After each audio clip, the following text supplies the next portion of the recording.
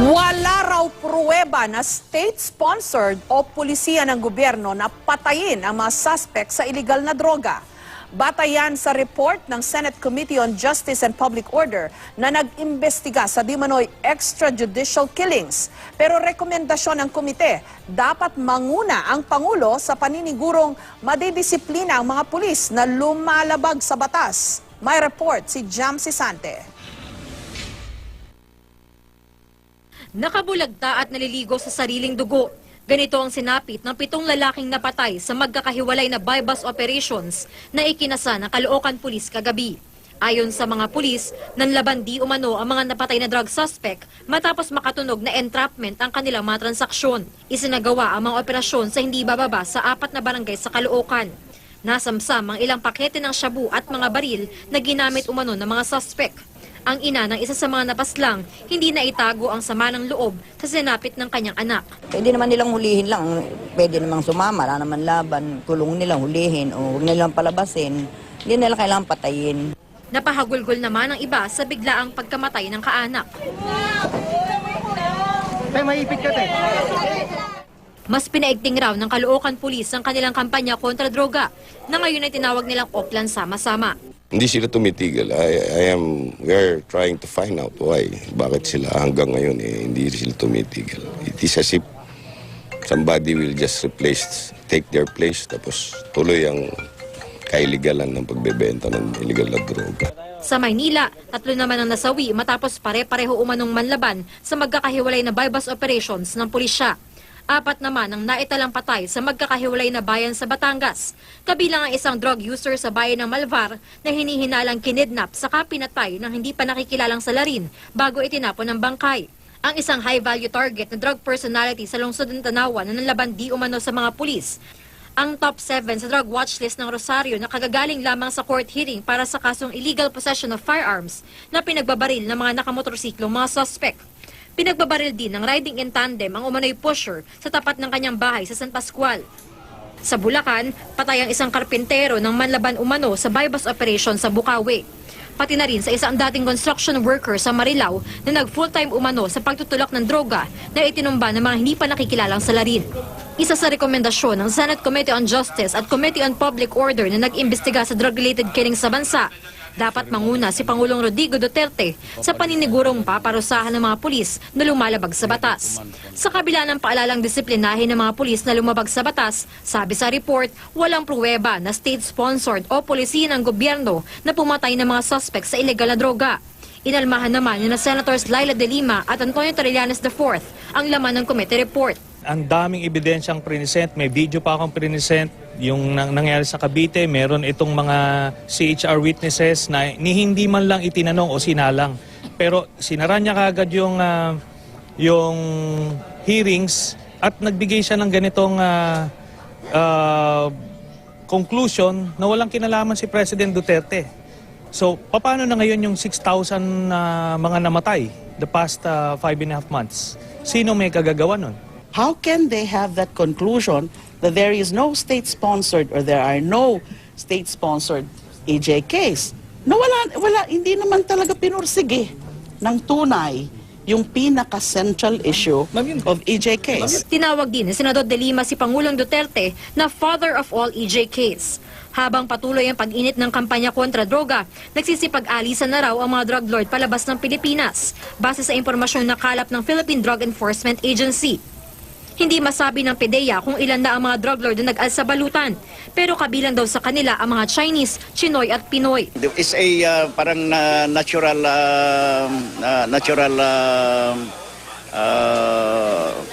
action ng mga ganong tao to avoid yung the heat while the heat is on.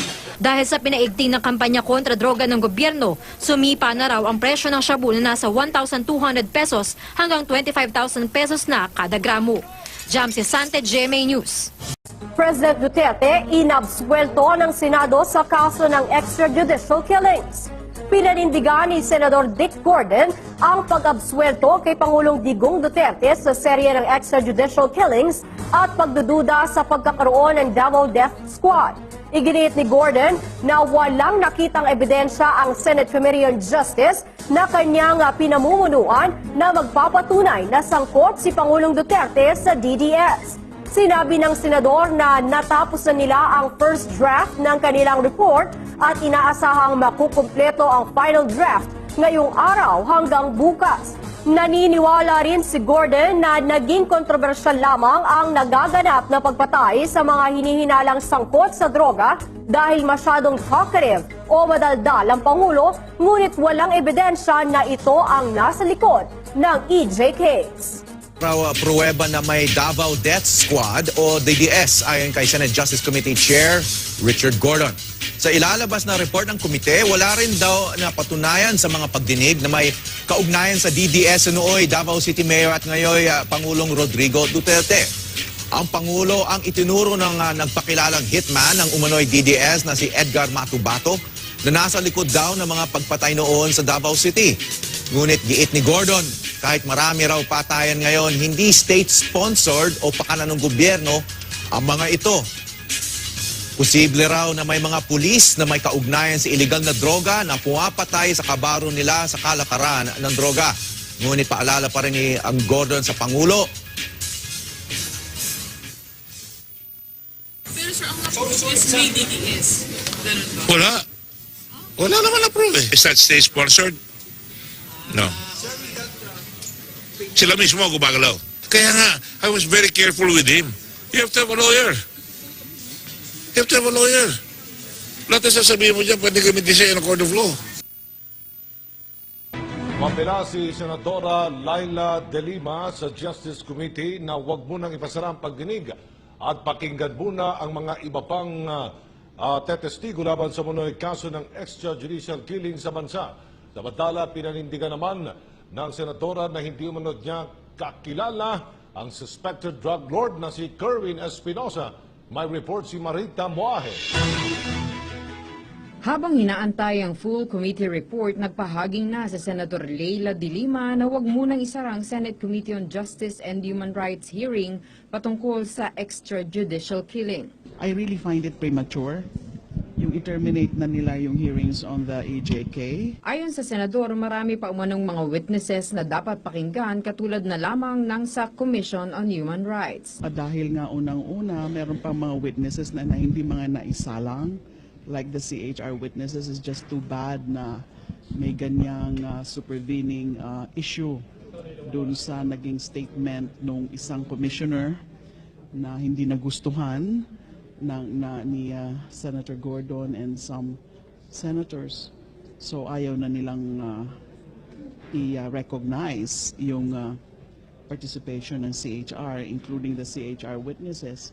Nang alam ko na yung iba pa na mga hindi pa napipresent, these are really very vital witnesses. Magaganda rin yung kanilang mga kwento. Marami pa tayong mga makukuha sa kanila na mga stories of yung pagpatay nga sa kanilang mga loved ones. Sa kabila nito, igagalang naman daw niya anuman ang maging desisyon ng mga kasama niyang senador. Halos ganito rin ang opinyon ni Senator Panfilo Lacson patungkol sa EJK hearing. Well, yung sa akin medyo kulang pa rin kasi hindi napayagan yung mga victims ng CHR. No? Sa akin, actually during the last hearing, I was requesting Chairman Gordon, why don't we just allow them to present just to get it over with? Samantala, malaki rin umanong respeto ni De Lima kay Ombudsman Carpio at naniniwala ito na magiging patas ang mga desisyon nito. Kung sakasakaling merong finding ng DOJ, merong recommendation na sampahan talaga ako ng kaso, then dadaan yan sa Ombudsman and the Ombudsman will do its own independent verification. Patungkol kay Kerwin Espinosa, muling pinanindigan ng senadora na hindi niya ito kilala. Yan na namang Kerwin Espinosa na yan. Tingnan nyo yan, oh. So, kung ako na naman ang tinuturo nila ng Kerwin Espinosa na yan, na hindi ko naman talaga yan kilala, in spite of that so-called photograph na hindi ko naman talaga matandaan yon kung talagang na-meet ko siya noon, hindi ko siya kilala.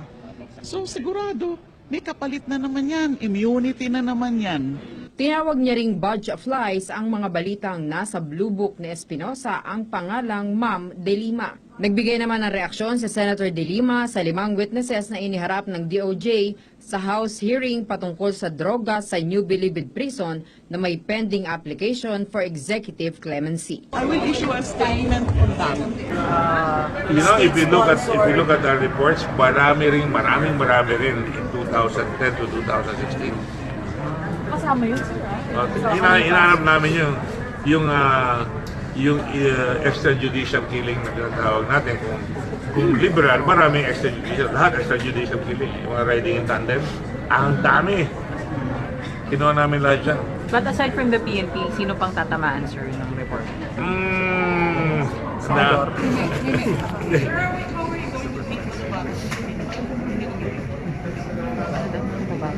Like I said last time, mukhang hindi mapapagkatiwalaan yung kanyang statement because ang dami niyang kasinungalingan sinabi, pabago-bagong statement. Yung pabago, hindi yung inconsistency lang.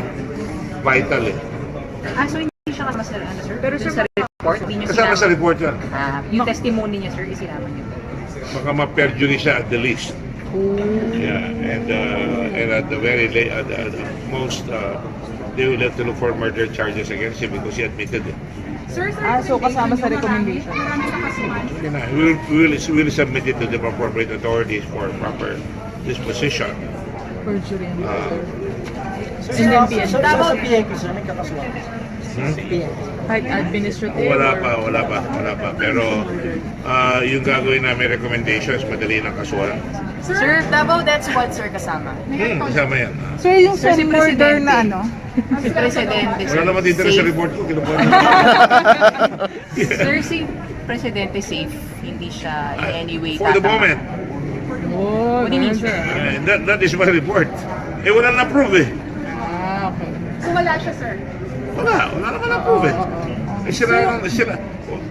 Unang-una, let me just say this. Wala akong tinawag kundi yung mga local police. Sila lahat ang tumawag at bumuwelta sa kanila yung mga tinawag nila. Yun ang problema nila. Hindi naman dapat sila o kami. Ginagawa nila sila o kami. Pagkakamali, they're concluding before they cross-examine. Kaya naniniwala sila sa sarili nilang cross-examination. Dapat i-prove mo muna yung kaso mo. So, sir, nandun yung Davao Death Squad pero not linking to President Duterte? Walang na-prove eh. May pulis sasabi, hindi pa ako pulis dyan. So, Ako dyan. Pero sir, ang na-prove is may DDS. Ganun ba? Wala. Wala naman na-prove eh. Walang na-prove na may DDS. Pero sir, na-establish Iba eh. na-establish sir na may EJK alter his term. Ha? Na-establish sir, may establish din sa report na may... Let's put it this way, para hindi kayo malito. Definitely, maraming patayan. To be fair, maraming patayan nung araw pa na hindi nasosolve. Yan ang mas malaking problema. Nagiging uso lang because maingay ang presidente at mayroon akong statement to that effect. Cautioning him. Admonishing him. Meron ganun. So, established nga, sir, yung EJK at this time meron, Because sir. pag magsasalita ka ng ganun, pwede kang pagka may nakahuli ng testimony na may inutusan ka, edi delikado ka sa ICC talaga. Sir, kasi sinasabi ni President... Ayoko naman magkaroon tayo presidente na ICC. Sir, ang sinasabi ni I mean, President... of course, general rule. Walang may gusto sa atin mapapaya ang buong Pilipinas na ang presidente natin tinabago. Kaya I have to caution him. Sir, pero ang sinasabi ni President, kahit mismo siya ina-admit niya na may EJK, pero ang sinasabi niya hindi state-sponsored. Doon sa ano niyo, sir, sa report niyo, I don't think it's state-sponsored. So hindi rin lalabas na If ganun, you look sir. at all the local governments, being a former mayor, di ba nung araw si Fred Lim meron? Di ba? Di ba? Meron ganun eh. Sinasabi niya po, Dirty Harry. Di ba? Kayo nasasabi. Di ba? So sir, ganun, Yung sir. ba local government sponsored? State sponsored ba yan? Sir. Pinayagan ni Cory. So lalo pa, sir, Pag kung EJK... talaga dudusin, halimbawa yung kay Moison, kung bubuksan mo yung kaso yun, nakasakay doon sa truck ng pulis, tatlo sila doon kasama, namatay si Moison, nakaposa. Sir, not state-sponsored pero state-inspired kaya dahil sa mga statements. Put it this way, the fact that there is a new policy, a new sheriff in town that says we will not fool around, violating my rule right now. I should not be talking to you. The fact that sinasabi ng Presidente, kalaban natin ang drugs, the fact na tinanggal niya yung maskara ng 5 general, that opened the dam na barilin yung mga konektado na pulis sa mga drugs. Naniniwala ako, maraming pulis na involved yan. Pero is that state-sponsored? Sir, with that, Sila mismo gumagalaw. sir, nasa report niya. Oh, ano ba siya? So, yung police mismo gumagalaw, sir? Yes, meron akong evidence doon. Even without the orders? May evidence ako doon. Even not under the orders naman? Kaya lang, alam mo, kasi I'm coming from the fact that I was mayor also, pero not nothing to do with the investigation. Nag-mayor ako dyan eh. Pag sinabi ko ng araw, ayoko may snatcher sa kalye, kayo ang madadali ko, alam ko nag-aalaga ka dyan. Wala yun. Alis yun. Sir, yung murder recommendation against Matubato, sir, yun dun for the killing, sir, ng mga for his own admission, sir, na may mga pinatay siya in the past. Kaya nga, I was very careful with him. You have to have a lawyer. You have to have a lawyer. Lahat na sasabihin mo dyan, pwede gamitin siya yung court of law. Sir, sorry, may PNP official na makakasuhan. Sinabi mo ba yan? In the future, mas madali silang kasuhan. So, sir, yun multiple, sir. Dahil marami siya sir, inamin na pinatay. So, multiple yung, Kaya nga sinabi ko, makakasuhan siya. Kaya whether it will be proven, it will be easier to prove with him because may self-admission against self-interest. Sir, last na lang, in terms of legislation, ano yung recommendation naman? In terms of legislation? Marami. Marami. Sir, no, Ano niya naman, ano siya na ako eh. Let the cards fall where they may. Kayo gumawa na sitwasyon, pinapaayos siya sa amin, aayusin namin. Pipilit kong ipasaya, ako mag-i-sponsor sa Ford. Happy ako eh. Dati, natapos ko yung city, natapos ko iba. Hindi na nabot sa fraud dahil paalis na ako noon eh. Ngayon, marami akong oras, ay papayal ko lahat siya. sir, the PNP officials, pero yung As a committee report, ha? taga-IAS, sir, meron mapapailan ng report. Sa? Or charges Internal against affairs. IAS, internal affairs. For siguro the fact na hindi sila gumagawa, baka mapalitan yan eh. Baka palitan ko ng ibang retired justices would be o pagka may mga police killings. So dismissal, gano'n, suspension or dismissal? Alis sa IAS? Yes, sir. Wala naman pala. Paano, sir, admonish? Una-una, ang hirap naman parusahan niya, kulang sila sa tao. Hindi seryoso. If you want me to ask, we're not serious in determining guilt, especially for policemen. Magkabaro. Hindi sila, pagka magkabaro, wala. Hinihinaan nila yung plebs, hinihinaan nila yung IAS. May powers ang PNP Director General mag-suspend, magtanggal kaagad. Kaya kung ako ang PNP Director General, at the very least, suspendido na yung dalawa, si Laksamana at saka yung sa Mindoro. But when you said natatamaan yung PNP, yung mag-recommend kayo ng ganyan, sir, na for dismissal, for suspension, ganun Meron lang. na yan, meron na. Hindi nga ini-implement. Hindi, in the future, pagka hindi sila kumila, sa pagkano sila. But yung officials. Okay? Okay, sir. Sir, death penalty. Diba last time you tried to tackle the death penalty in relation to the AGs? No, hindi pa kami tapos doon. So, sa next Ito year, lang, sa next hearing. when will be the Ano na schedule 1 yan, but we will schedule 1 yan. Nakiusap lang si Manny doon. Saka sa atin may relasyon eh. Hindi naman frivolous yun eh. Kung saan ba may death penalty ka for drugs, this one is drugs. Isasama ko yun. Kung gusto na lang ilagay sa report yun, I will say I don't agree with this, but I will put it as part of my report. Death penalty.